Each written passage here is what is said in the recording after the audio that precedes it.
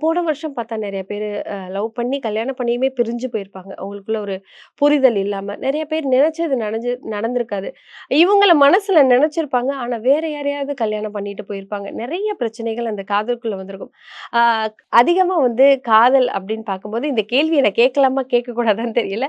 காதல் அப்படின்னு பார்க்கும்போது ஏமாற்றம் படுறது, ஏமாந்து போறது ஆண்களா? பெண்களா?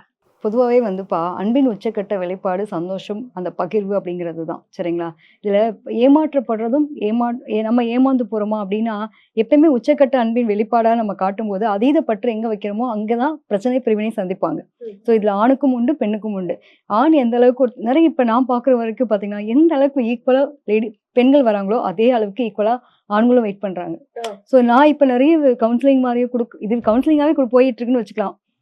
ஜாதகத்த தாண்டி, ஜாதகத்துல பிரச்சனைகள தாண்டி, எனக்கு வந்து நான் சூசைட் பண்ணிக்கணுன்ற அளவுக்கு தாட் இருக்குன்னு வரக்கூடியவங்களுக்கு ஒரு கவுன்சிலிங் போயிட்டு இருக்கு இப்ப என்ட்ட. ஓ! இதுல சரி பேரண்ட்ஸே கேட்டு வராங்களா? உங்ககிட்ட கேட்டு ஆமா. போறாங்களா? ஜாதக ரீதியா சரி எனக்கு பிரச்சனை இருக்குன்றதப்போ, இத நான் எப்படி சரி பண்ணலாம்? அப்படிங்கிற அளவுக்கு மன உளைச்சல். எனக்கு அந்த பொண்ணு திரும்பி வருவாளா? ம். வரமாட்டாளான்ற அளவுக்கு ஒரு ஒரு கேட்டகரி ஆஃப் பசங்களும் இருக்காங்க. கேட்குறாங்க. அதே மாரி பொண்ணுங்களும் சரி. ம். எனக்கு அவன் எப்படியோ என் லைஃப்ல கிடைச்சா போதும்.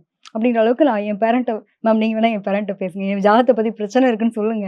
அப்படின்ற அளவுக்கு பிள்ளைங்களுக்குள்ளேயே ஒரு புரிதல் இருக்கு. இல்ல கிட்டத்தட்ட உங்ககிட்ட ஈக்குவலா இருக்காங்க. ஆண்களுக்கு, பெண்களும் ஈக்குவலா இருக்கக்கூடிய ஒரு தன்மை நான் பார்க்குறேன்.